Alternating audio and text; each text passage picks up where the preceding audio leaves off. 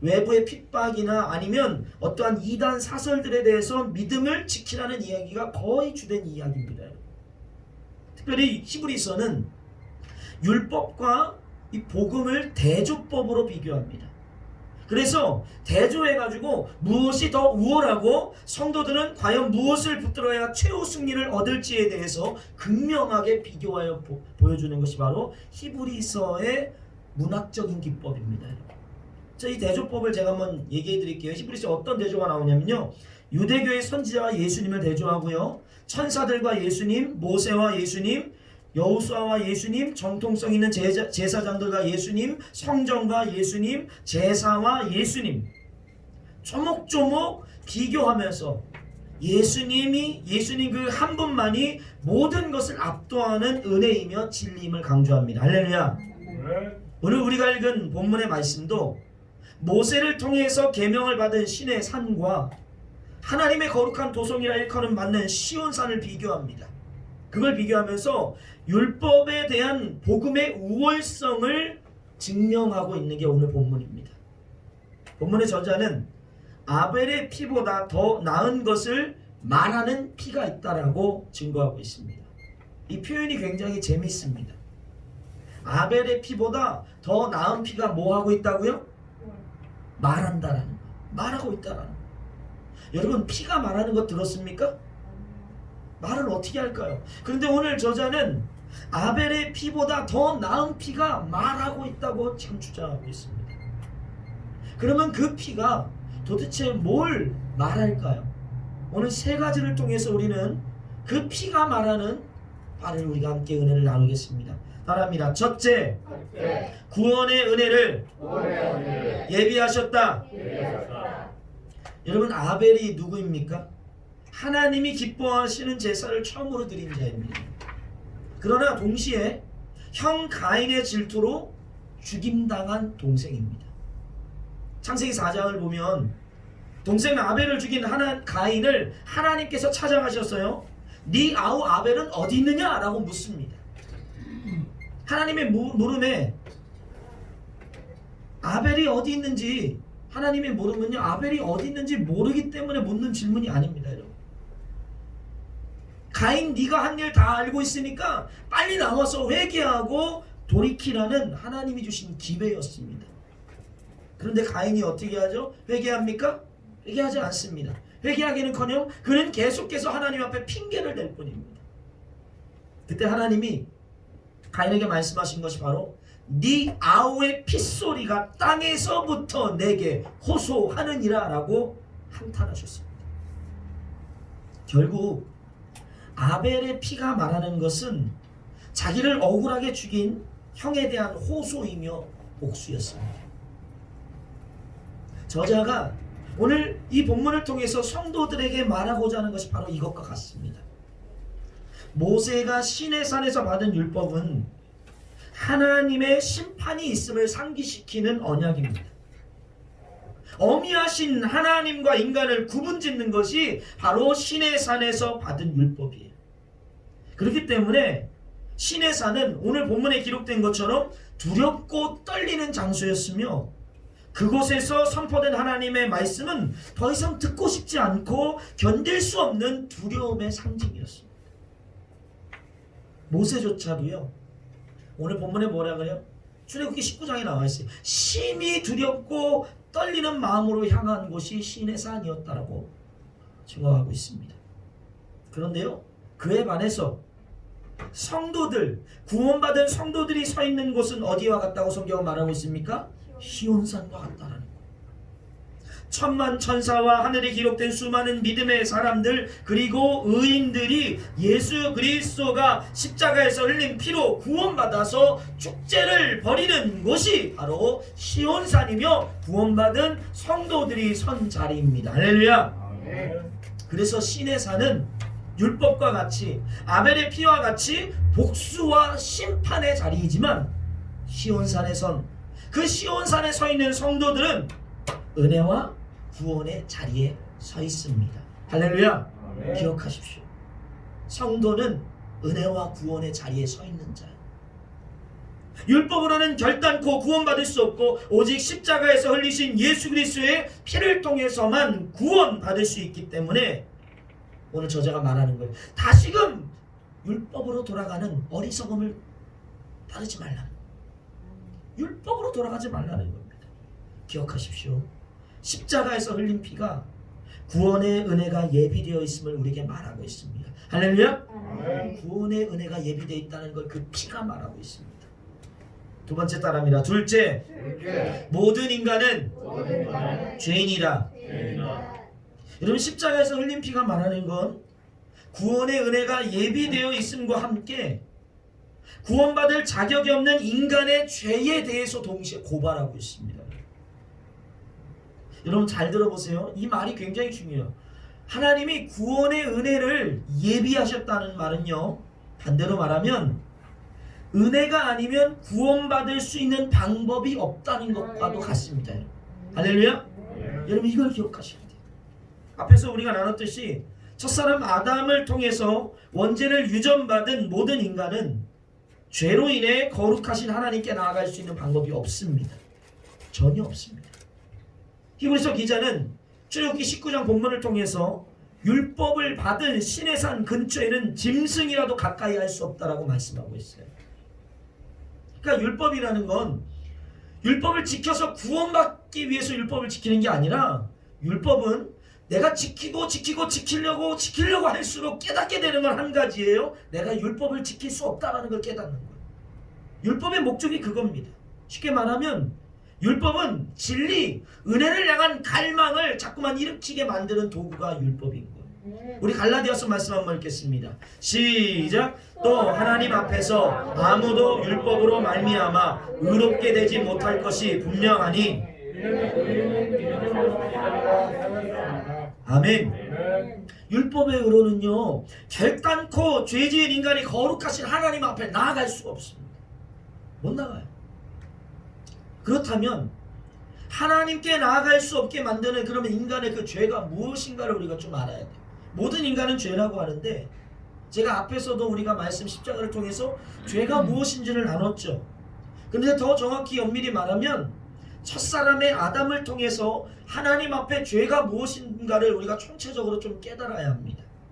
하나님께서 자신의 형상대로 창조한 아담에게 동산의 모든 것을 생육하고 번성하고 땅에 충만하고 정복하고 다스리는 복을 주셨죠. 그죠? 그런데 동산 중앙에 있는 선악을 알게 하는 나무의 열매는 먹지 말라고 하셨고, 먹으면 반드시 죽는다라고 명령하셨습니다. 이 하나님의 명령이 참 아이러니해요, 저는.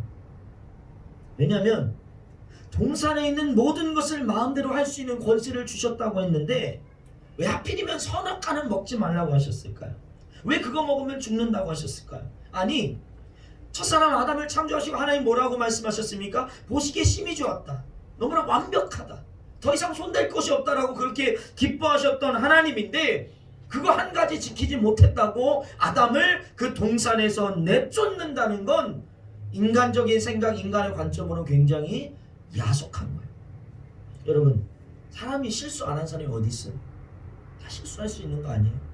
잘못된 선택 한 번 할 수도 있는 거지만, 근데 왜 하나님이 그 한 번의 죄, 한 번의 실수를 왜 하나님이 그렇게 무섭도록 책망하셨을까요? 제가 몇 번이나 말씀을 통해서 언급드렸듯이 선악과는 단순히 인간의 순종과 불순종을 테스트하는 열매가 아닙니다. 선악과는 창조주 되시는 하나님과 그리고 피조물 되는 인간을 구별하는 마지노선이에요. 아담이 한번 불순종했기 때문에 저주받고 쫓겨난 게 아니에요, 여러분. 불순종한 그 한 번의 행동이 저주가 된 것이 아니라 그 마음 가운데, 아담의 마음 가운데 성경은 뭐라고 했냐면요, 하나님같이 되고자 하는 마음, 즉 그가 하나님의 자리에 앉아서 하나님 없이도 잘 살기를 바랬던 그 교만한 마음 때문에 하나님은 그를 동산에서 내쫓으신 겁니다.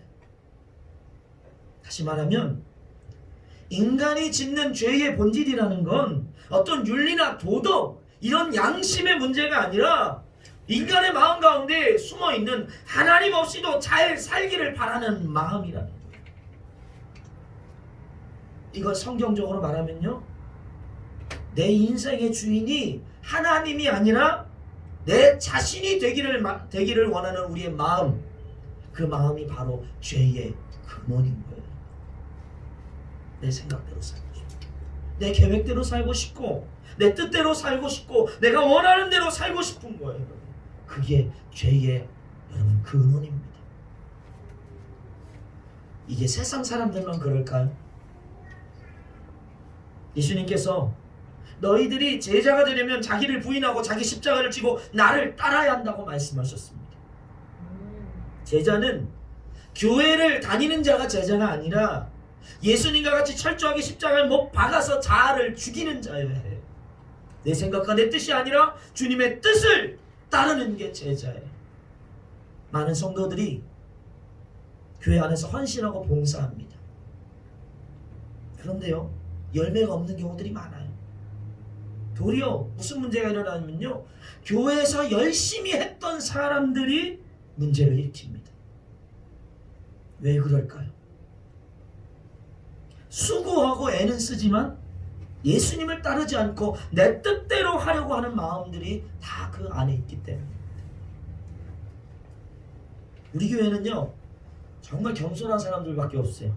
그래서 저는 우리 성도들이 막 그렇게 내 뜻대로 하겠다, 내 마음대로 하겠다 하는 분들 별로 못 봤어요. 거의 없어요. 다들 뭐 이거 하십시오 그러면 그냥 네 그러고 합니다. 다 겸손하니까. 그런데 어떤 교회들 보니까요, 교회를 사랑하는 마음으로, 서로 사랑하는 마음으로 막 봉사합니다. 막 섬깁니다. 그런데 이게 섬기다 보니까 이렇게 해야 된다, 저렇게 해야 된다, 막 서로 의견이 안 맞아서 사소한 걸로 말다툼하다가요, 결국은 뭐가 일어나냐, 네 편 내 편 나눠가지고 막 싸워가지고 교회가 박살나는 경우들이 종종이 아니라 굉장히 많습니다. 교회를 사랑하지 않아서가 아니에요. 하나님을 사랑하지 않아서가 아니란 말이에요. 사랑하는데 여전히 십자가에 죽지 않았기 때문에. 여러분, 죽었는데 네 편 내 편이 어디 있어요? 죽은 자는 말이 없습니다. 여러분, 이 기준으로 우리의 삶을 한번 조명해 봐야 합니다. 어쩌면 우리는 날마다 기도하면서도 하나님께 죄를 짓고 있는지 모릅니다. 어떤 목사님이 우리의 기도가 응답되지 않는 이유를 이렇게 말하더라고요. 우리의 기도가 응답되지 않는 이유는 우리가 하나님 앞에 더 이상 기도할 필요가 없게 해달라는 기도를 자꾸 하기 때문에 하나님이 기도에 응답해주지 않는다라고 말씀하시더라고요. 여러분, 우리가 하나님께 하는 대부분의 기도가 뭡니까? 하나님 뭐 대학 좀 붙여주세요. 하나님 좋은 직장 좀 취업하게 해주세요. 건강 좀 회복시켜주세요. 돈 좀 주세요. 문제 좀 해결해주세요. 이런 것들만 우리가 날마다 하나님께 구할 때가 많습니다. 여러분, 하나님이 능력이 없어서 그 기도 안 들어주실까요? 아니에요. 우리가 하는 기도의 대부분은 결국은 하나님 없이도 잘 먹고 잘 살게 해달라는 기도이기 때문에 하나님 응답 안 하시는 거 아닐까요, 여러분? 기도가 응답돼도요, 내가 신실하게 하나님의 뜻을 쫓아서 살아간다면 그 믿음의 기도는 반드시 응답됩니다. 할렐루야! 기억하시오. 반드시 응답돼요. 무엇이든지 기도하고 구하는 것은 받은 줄로 믿으라. 그리하면 그대로 되리라. 할렐루야! 제 말이 아니라 누구의 말씀이십니까? 예수님의 말씀이십니다. 그런데 연약한 인간은요, 응답되면, 문제가 해결되면 하나님의 뜻대로 사는 게 아니라 내 뜻대로 살아가려는 마음이 많아요. 왜냐? 우리의 마음 깊이 숨겨져 있는 하나님이 아닌 내가 주인 되어 살려가는 그 교만한 마음, 그 죄의 본성이 우리 안에 여전히 살아있기 때문입니다. 그렇기 때문에 죄악된 인간이 하나님께 나아갈 수 있는 방법은 우리의 의가 아니라 오직 십자가의 의, 완전하신 십자가의 은혜가 필요한 것입니다. 할렐루야! 오늘 그래서 히브리서 기자는요, 예수님을 뭐라고 했냐면, 따라합니다. 새 언약의 중보자라는. 여러분, 예수님이 중보자라는 말씀은 거룩하신 하나님과는 절대로 만날 수 없는 죄악된 인간을 지금 고발하고 있다는 걸 여러분 기억하십시오.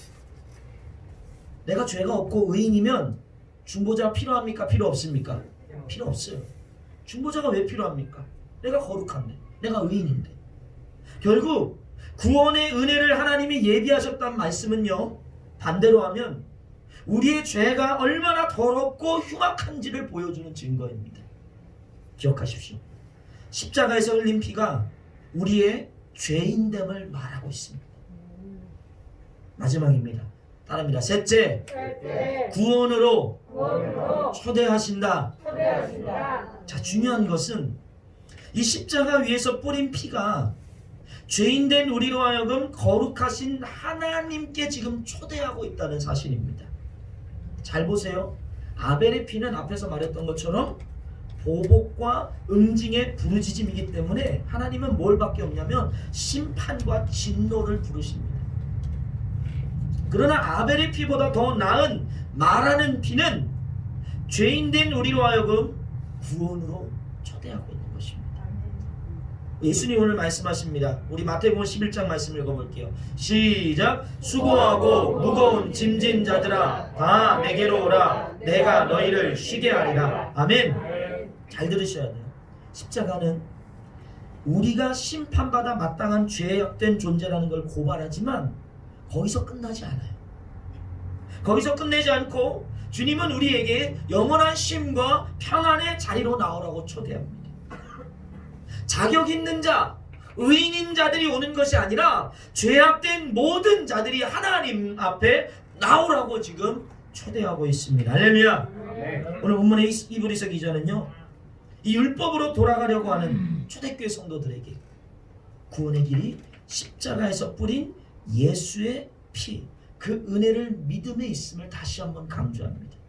다른 길이 없습니다. 여러분, 고든 램지라는 여러분 셰프를 아십니까? 이렇게 생긴 사람인데요, 전 세계에서 가장 유명한 셰프 중에 한 사람입니다. 이분이 진행하는 마스터 셰프라는 프로에서 어떤 에피소드가 있었는데 제가 그걸 보고서 오늘 설교가 바로 이것과 똑같구나. 제가 그걸 깨닫고 여러분과 이걸 좀 나누려고 합니다. 마스터 셰프가 뭐냐면요, 사람들이 요리 경연을 하는 거예요. 요리 경연. 그래서 결국은 이렇게 붙어가지고 1등을 정하는 게 이 프로의 이런 포맷인데요. 근데 그날 미션이 뭐였냐면 생연어를 손질된 거 말고 생연어를 주고 그 연어를 재료로 해서 요리하는 게 그날의 주제였습니다. 그러니까 참가자들 대부분은 여기에 마스터 셰프에 올라올 정도면요, 요리를 굉장히 잘하는 사람들이에요. 그런데 이분들이 요리에는 능했지만 사실은 생연어를 해체해가지고 요리해본 경험들은 거의 없었던 사람들이에요. 여러분, 우리가 알다시피 낚시 좋아하는 사람들은요, 회 좋아하잖아요. 그런데 낚시 좋아하는 사람들이 아무리 회를 좋아하고 생선을 좋아한다고 해도 회를 제대로 포 뜨는 기술은 배운 사람들 거의 없습니다. 대충 포 떠 먹는 거지 회 제대로 포 떠서 먹을 수 없습니다. 마찬가지겠죠. 미션이 시작할 때 그래서 먼저 고든 램지 셰프가 연어를 해체하는 모습을 보여준다고 해서 공지한 거예요. 해본 적이 없으니까 사람들이 보여주겠다. 그거 보고 따라해라. 자, 요리 경연이 시작됐어요. 제한 시간 1시간. 시작 종이 딱 치자마자 참가자들이 어떻게 하냐면요, 그 요리에 필요한 재료를 구하려고 막 부산스럽게 돌아다닙니다. 그리고 자기가 할 요리를 위해서 막 정신없이 준비합니다. 문제는 자기들의 눈앞에서 세계 최고의 요리사가 연어를 해체하고 있는데 그걸 시범 보이고 있음에도 불구하고 정작 아무도 그것을 보지 않고 자기 할 일에 바빠서 막 날린 거. 고든 램지 셰프가요, 50만원짜리 생연어를 4분 만에 해체로 완료해버립니다. 그런데 그곳에 있던 참가자들은 대부분 연어를 제대로 해체하지 못해서 요리가 엉망이 되어버렸습니다. 저는 이 영상을 보면서 오늘 본문이 말하고 있는 아벨보다 나은 피가 말하는 것이 무엇인지를 깨닫습니다. 예수님은 자격 없는 죄인들을 위해서 먼저 십자가에서 피를 흘리심으로 구원의 길로 초대하셨습니다. 할렐루야. 십자가에서 뿌린 피로 우리 인생의 새로운 출발과 새로운 힘과 능력을 힘입어 주셨습니다. 이제 우리는 우리의 생각이나 이성이나 경험이나 계획 모든 것을 내려놓고 예수님을 인생의 구주와 주님으로 믿으며 쫓아가는 것만이 우리가 갈 수 있는 유일한 길입니다. 그러나 세상은 어떻습니까? 과학과 그리고 우술과 지식으로 무장한 세상은 예수님이 가신 그 길을 보고도 듣고도 그것이 어리석다 말합니다. 따르려고 하지 않습니다. 자기들이 갈 수 있다고 말합니다. 과연 갈 수 있습니까? 더 큰 문제는 뭡니까? 믿음으로 산다는 성도들 중에도 여전히 자기의 의의를 의지하며 살아가는 사람들이 굉장히 많다라는 겁니다. 이런 코로나 문제를 위해서 우리가 해야 될 게 뭘까요? 그리고 선거철, 선거할 때 우리가 어떤 정치인을 뽑아야 될까요? 우리가 생각할 때 이런 문제들이 막 생기면요, 어떤 사회적인 시스템이나 제도를 자꾸만 개혁해야 되고 그런 것들을 우리가 어떻게든 지혜롭게 헤쳐나가야 된다고 생각합니다. 물론 맞습니다. 코로나19를 해결할 수 있는 가장 중요한 능력은요, 사회적 거리두기가 맞습니다. 그런데 여러분, 그건 세상이 말하는 거예요. 우리가 사회적 거리두기를 하되 우리는 우리가 하는 것을 의지하는 게 아니라 그것을 통해서 일하시고 역사하실 하나님 앞에 무릎 꿇을 수 있어야 돼요. 할렐루야. 그렇지 않고 세상이 말하는 방법, 세상이 말하는 대로 따라간다면 우리가 하나님의 은혜를 입을 수가 없습니다. 정치도 마찬가지예요. 선거 잘하라고 만들죠. 말하죠. 지금 이제 보름 뒤면 이제 선거잖아요. 열흘 뒤면. 과연 올바른 정치인, 깨끗한 정치인 뽑는다고 정치가 제대로 될까요? 저 그렇게 생각하지 않습니다. 세상 사람들은 그럴 수 있지만 믿는 성도는 뭘 해야 됩니까? 그들이 옳은 길을 선택하고 그들이 자기들의 유익이 아니라 시민들과 이 나라를 위해서 헌신할 수 있도록 우리는 기도해야 돼요. 할렐루야. 은혜를 구해야지 개혁할 사람, 뭔가 능력 있고 잘할 수 있는 사람을 뽑는다고 나라가 제대로 돌아가는 것이 아닙니다. 여러분, 우리가 항상 말하는 게 그거 아닙니까? 개혁을 외쳤던 사람들이요, 그렇게 개혁을 외치고 그렇게 세상을 바꾸자고 말했던 사람들이 시간이 지나면 어떻게 됩니까? 그 사람이 개혁의 대상이 되는 사람들이 굉장히 많습니다. 거의 대부분은 그래요. 자기의 그 첫 마음을 끝까지 가져가는 사람은 못 봤습니다. 전 지금까지. 대부분 개혁을 외치다 시간이 지나면 변질되어 자기가 개혁의 대상이 되어버립니다. 난 남들과 다르다고 말했는데, 난 남들보다 다르다고 외쳤는데 결국 다르지 않음 그들의 삶이 증거해 줍니다. 여러분, 개혁은 제도나 시스템을 바꾸는 것이 개혁이 아닙니다. 성경이 말하는 개혁은 이것입니다. 우리 히브리서 말씀 한번 읽겠습니다. 9절 10절 천천히 읽어볼게요. 개혁이 뭔가? 시작. 이 장막은 현재가의 비유니 이에 따라 드리는 예물과 제사는 이런 것은 먹고 마시는 것과 개혁할 때까지 맡겨둔 것이니라. 아멘. 여러분, 그렇습니다. 성도에게 있어서 개혁은요, 시스템이나 제도를 갈아엎는 게 개혁이 아니라 오늘 히브리서 기자가 말한 것처럼 나는 구원받을 수 없는 죄인임을 깨달아서 그 주님의 은혜 앞에서 회개함으로 놓쳤던 십자가를 다시 한번 붙들며 나가는 게 개혁입니다. 할렐루야.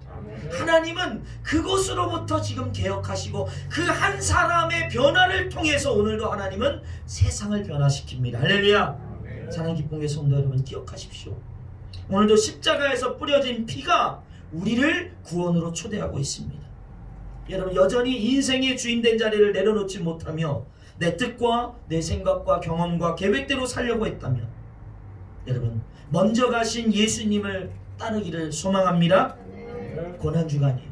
다른 걸 먼저 하지 말고요, 주님 앞에 내 영혼을 개혁하기 위하여 주님의 은혜를 받기 위하여 회개하고 주님의 은혜를 구하는, 이 무너져가는 이 나라와 조국교회를 위하여 기도하고 주의 은혜를 구하는 우리가 되기를 주님의 이름으로 축원합니다. 우리 이 시간 기도하겠습니다.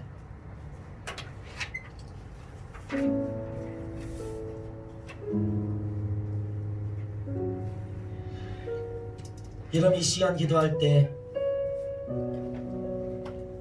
아벨의 피보다 더 나은 그 피가 말하는 것을 여러분 우리 이 시간 기억하기를 소망합니다. 시스템과 제도를 갈아엎는다고 바뀌지 않습니다. 세상이 능력 있는 사람 뽑는다고 세상이 바뀌지 않습니다. 세상을 변화시키는 힘과 능력은 아벨의 피보다 나은 그 십자가, 그 십자가에서 그 피를 흘리신 그 예수님의 길을 따라가는 것. 내가 오늘도 주님의 은혜가 없이는 살 수 없고, 우리 주님의 십자가 은혜가 없이는 오늘도 도저히 버틸 수 없다라는 나의 죄에 대한 처절한 낭만과 나의 연약함에 대한 처절한 무력함을 깨달아서 회개하고 주를 부르짖고 주님의 은혜를 구할 때, 하나님 오늘도 아무것도 아닌 것 같은 우리를 구원하시고 우리 가운데 우리의 인생을 통하여서 주님의 놀라운 구원의 역사와 변질되고 더러워진 이 세상을 변화시키며 구원하실 줄 믿습니다. 하나님, 우리 가운데 이 회개의 영을 더하여 주시옵소서. 고난주간 회개하며 주님의 은혜만 바라는 시간 되게 하여 주시옵소서. 우리 주여 세 번 외치며 은혜를 구하며 전심으로 기도하겠습니다. 주여, 주여, 주여. 아버지 하나님, 우리를 불쌍히 여겨주시옵소서. 하나님, 주님의 은혜 없이는 살 수 없습니다. 주님의 십자가 은혜 없이는 오늘도 살 수 없는 죄인입니다.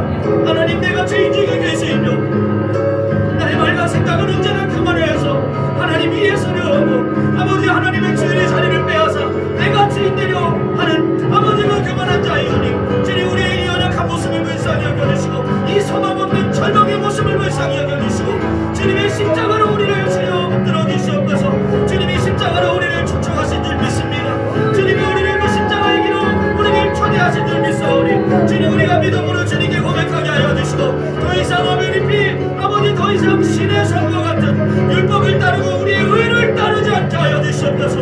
오직 십자가에서 흘리신 예수의 피를 따르게 하여 주시옵소서. 주여 그 예수의 길을 걷게 하여 주시옵소서. 온전히 회개하며 주님의 은혜를 구할 수 있도록, 온전히 주님의 은혜 가운데 거할 수 있도록 성령의 우리 가운데 겸손한 마음을 더하여 주시고 우리의 죄를 깨달을 수 있는 주여 성령의 은혜를 허락하여 주시옵소서. 주님, 나의 죄악됨이 드러날 때마다, 나의 무력함이 드러날 때마다 하나님 오늘도 우리를 더욱더 은혜롭게 하시는 줄 믿습니다.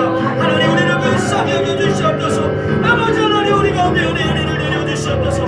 날마다 소망 없는 우리의 삶 가운데 아버지 기쁨과 평안과 즐거움을 더하여 주시옵소서. 하나님만이 우리의 구원 되시며 우리 주 예수님만이 우리의 참된 평안 되게 하여 주시옵소서. 주님만 의지하고 붙드는 시간 되게 하여 주시옵소서. 주여 우리를 불쌍히 여겨주시옵소서.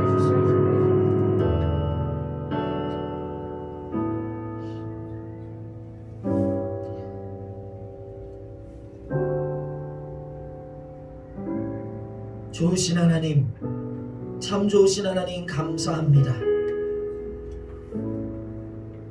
오늘도 아벨의 피보다 더 나은 그 예수님의 십자가 피로 우리를 구원의 길로 초대하시는 줄 믿습니다. 자격 없지만 여전히 죄인이며 여전히 무능력하고 한숨밖에 나올 수 없는 연약한 인생이지만 하나님, 그 사랑과 은혜로 우리를 구원하시는 줄 믿습니다. 우리가 믿음으로 주님을 따르게 하여 주시옵소서. 교만했던 나의 생각, 하나님이 아니라 내 자신을 의지하며 내가 하려고 했던 내 주인 됐던 마음을 이제 내려놓게 하여 주시고 온전히 주님을 우리의 인생의 주인으로 모시며 그렇게 겸손하게 순종하며 살아갈 때 하나님 우리를 구원하실 뿐만 아니라 우리 인생의 모든 위기와 문제로부터 주님의 은혜를 허락하여 주실 줄 믿습니다.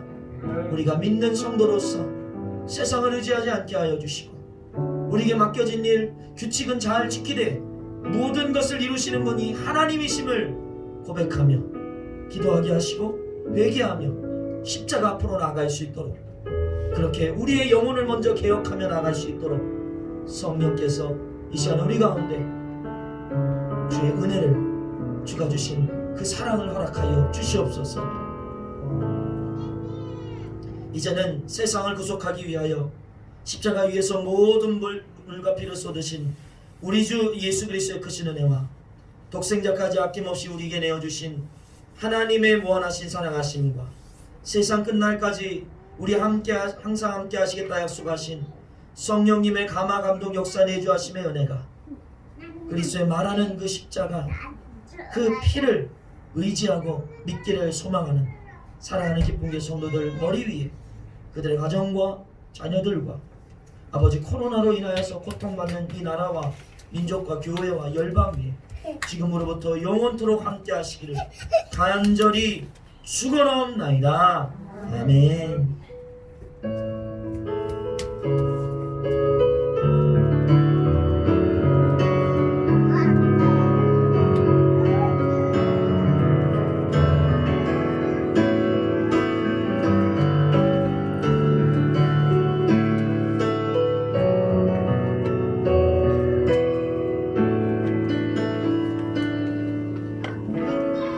할렐루야. 자격 없는 우리를 구원하실 주님께 영광의 박수를 드립니다. 아멘. 하나님 오늘도 우리 가운데 함께 하십니다. 한 주 동안 회개하며 그 십자가를 바라보고 은혜를 구하기를 축복합니다.